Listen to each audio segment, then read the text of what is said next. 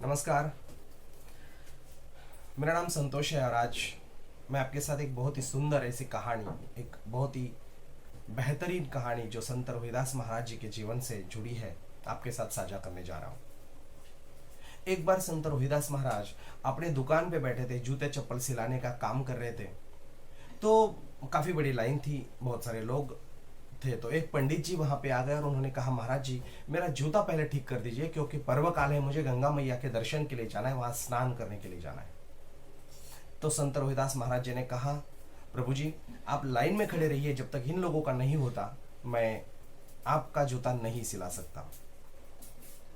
पंडित जी ने कहा, मैं आपको 1 रुपया दे देता हूँ। संत रोहिदास महाराज ने कहा कि 10 रुपए देंगे तो भी नहीं सिलाऊंगा, आपको इनके पीछे से ही आना पड़ेगा, इनके लाइन से ही आना पड़ेगा। पंडित जी खड़े हो गए, कोई ऑप्शन नहीं था, कोई पर्याय नहीं था। जब उनका नंबर आया तो महाराज जी ने उनका जूता सिला दिया और पंडित जी ने जाते जाते समय उनके हाथ में 10 पैसे दे दिया और कहा कि आप तो अनपढ़ हो, गवार हो, आप क्या जानोगे पर्वकाल का महत्व। तो संत रोहिदास महाराज जी ने कहा कि हाँ, हम तो अनपढ़ हैं, हम क्या जानेंगे पर्वकाल का महत्व, लेकिन एक काम करिए, ये 10 पैसा मेरी तरफ से गंगा मैया में अर्पण कर दीजिए। हम तो यहाँ से निकल नहीं सकते, तो आप ही ये काम कर दीजिए। पंडित जी ने वो 10 पैसे ले लिए और वहां से चल दिए।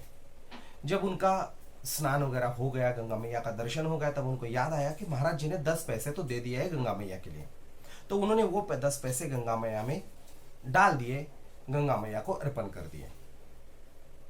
तो हुआ यूं कि गंगा मैया वहां से प्रकट हो गई और एक बहुत ही अच्छा, बहुत ही बेहतरीन, बहुत ही मौल्यवान ऐसा एक कंगन उनको दे दिया और कहा कि पंडित जी ये रोहिदास महाराज को मेरी तरफ से दे दीजिए।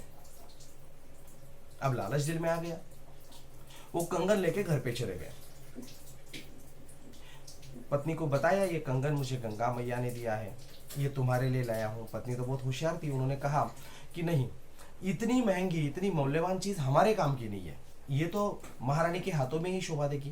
तो आप एक काम करिए, आप राज द्वार जाइए, राजा के पास जाइए और उनको कहिए कि ये मेरी तरफ से आपके लिए भेंट है। जब आप राजा जी को भेंट कर देंगे तो उनके पास से हमें काफी सारा धन मिल सकता है, पैसा मिल सकता है। तो बात तो ये भी सही है।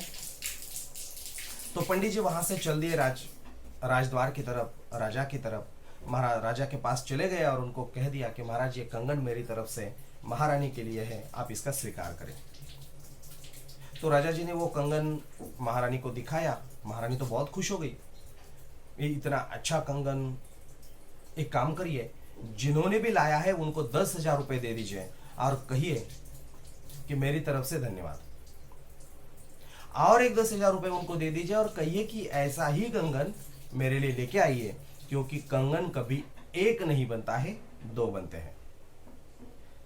राजा जी आ गए, पंडित जी को कंगन दे दिया, 10,000 रुपए दे दिए और दूसरे 10,000 दे के कहा कि और एक कंगन महारानी जी के लिए लेके आइए। आप तो टेंशन आ गया, क्योंकि महाराज जी का आदेश था, राजा का आदेश था, लेना तो पड़ेगा। दौड़ के संत रोहिदास महाराज के पास आ गए और कहा, प्रभु जी मुझसे गलती हो गई, मैंने लालचवश वो कंगन जो गंगा मैया ने दिया था वो राजा जी को दे दिया, और द्विधा तो ये हो गई कि अभी वो कह रहे कि दूसरा कंगन लेके आओ, मैं कहाँ से लाऊंगा। चरणों में गिड़गिड़ा रहे थे।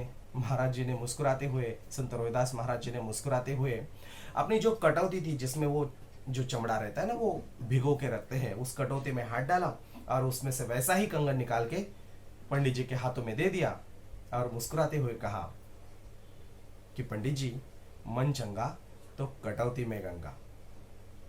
कितनी बड़ी सीख, कितनी बड़ी कहावत संत रोहिदास महाराज हमारे लिए छोड़ के चले गए। अगर हमारा मन चंगा है तो हर चीज में गंगा है, हर क्षण में हम पवित्र हैं। इसलिए मन चंगा तो कटौती में गंगा। रामकृष्ण हरि।